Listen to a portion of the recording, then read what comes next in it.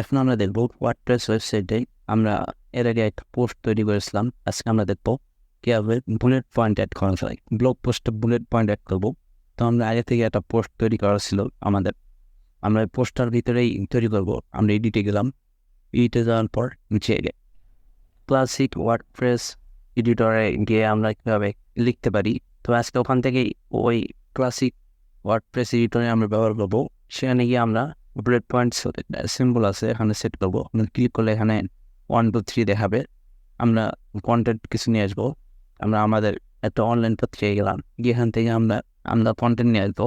আমরা এখান থেকে কিছু কন্টেন্ট নিয়ে আসলাম, এখানে পেস্ট করে দিলাম এবং আমরা কিছু বুলেট পয়েন্টের জন্য পয়েন্ট নিয়ে আসবো। আমরা এখানে আমাদের কিছু শহরের নাম নিয়ে আসতেছি, যেমন রংপুর, রাজশাহী। আমার ফার্স্টে দিলাম রংপুর, তারপর আমরা রাজশাহী কপি করলাম, তারপর রাজশাহী।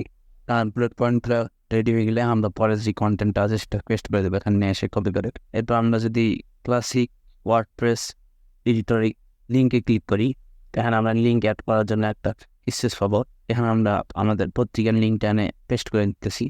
এরপর আমরা আপডেট দিলে তখন আমরা আপডেট করে দেবো। এরপর আমরা আমাদের ওয়েবসাইটে এসে রিফ্রেশ দেবো এবং আমরা যদি সেই পেজে সেই পোস্টে ক্লিক করি, তাহলে আমরা নিচে দেখতে পাবো আমাদের বুলেট পয়েন্ট বা আমাদের যে লিঙ্কটা তৈরি হয়েছে এই লিঙ্কটা।